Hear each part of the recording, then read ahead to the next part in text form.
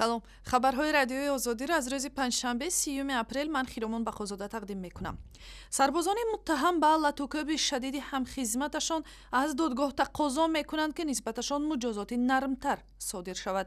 гурӯҳи 6 нафараи сарбозони вазорати корҳои дохилии Тоҷикистон ки дар бадрафториву пас задани шаъну эътибори ҳамхизмати худ муттаҳам мешаванд, мегӯянд дар асл ин кор гурӯҳӣ набуд ва танҳо як нафар муттаҳами ин ҷиноят бояд дониста шавад.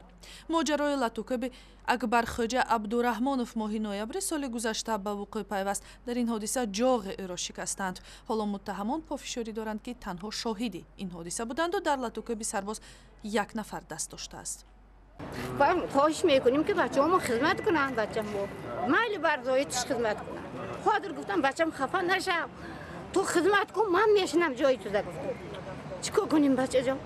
ما همه خواهش میکنیم که همینا رو به نظر گیرن. آقا بچه بی پدر با خواهش خودش رفتگی بچه جودو این همه خیلیش دیگه من چی نمیفهمم. ҷиноятҳои гурӯҳӣ дар Тоҷикистон нисбат ба ҷурме ки як нафар содир кардааст, муҳлати бештари зиндонро пешбинӣ мекунад.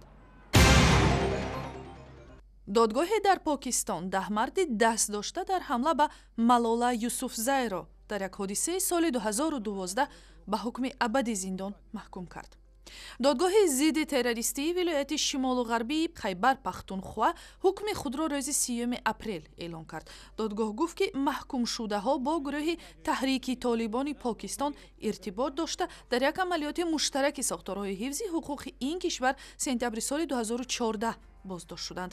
баъди ҳамлаи мусаллаҳона ба духтари мактабхон ва фаъоли ҷамъиятӣ Малола Юсуфзай сиҳатии ӯро дар касалхонаи Инглистон барқарор карданд ва худи ин духтари 17 сола барои талошҳояш дар пуштибонии таҳсили духтарони покистонӣ ба ҷоизаи сулҳи Нобел мушарраф шуд.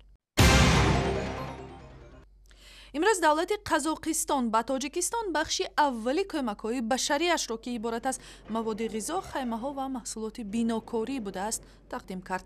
ҳаҷми куллии кӯмакҳои Қазоқистон 2 миллиону 710 ҳазор долларро ташкил медиҳад ва ин кӯмакҳо тадриҷан вориди Тоҷикистон мешаванд. масъулини давлати Қазоқистон мегӯянд ки ин кӯмакҳо ба мардуми аз офатҳои табиӣ осебдида нигаронида шуданд.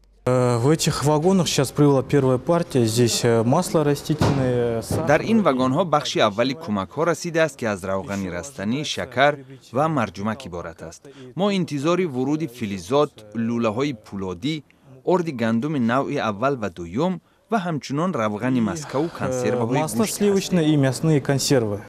кӯмакҳо аз тариқи роҳи оҳан дар беш аз 30 вагон вориди Тоҷикистон мешаванд ва ин кӯмакҳо бо дархости Тоҷикистон дар ҳоле ба Тоҷикистон тақдим мешаванд ки худи Қазоқистон ҳам дар баҳори имсол аз офатҳои табиӣ зарар дид ва садҳо хонавода маҷбур шуданд хонаҳои худро тарк карда ба маконҳои амн кӯч банданд. дар як ҳодиса марзбонони Беларус ошкор карданд ки як шаҳрванди Сурия мехост бо шиносномаи шаҳрванди Тоҷикистон аз Украина вориди Беларус шавад. ёвари сардори қисми марзбонии Пин дар ин сарҳад ба хабарнигорон гуфтааст ки дар ҷараёни тафтиш маълум шудааст ки шиносномаи ин шахс дасткорӣ ва зоҳиран ба акси он акси нафари дигар часпонда шудааст.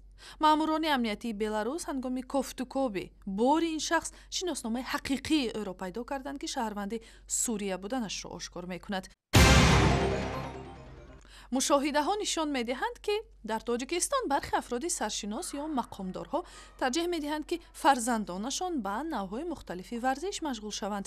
дар миёни чунин намудҳои варзиш теннису футболу волейбол бештар ном бурда мешаванд. ахиран радиои озодӣ дар бораи пирӯзии Ҷамолиддин ва Амирҷон Убайдуллоевҳо, писарони раиси шаҳри Душанбе Маҳмадсаид Убайдуллоев, ки аввалӣ дар вазорати умури хориҷӣ ва дуввумӣ дар дастгоҳи иҷроии президент кор мекунанд, хабар дода буд. гузориши вижаро дар ин бора ва хабарҳои бештар аз сайти интернетии радиои озодӣ, шабакаҳои иҷтимоии Facebook, Twitter, YouTube ва ҳамзамимаи радиои озодӣ барои телефони ҳамроҳ дарёфт кунед.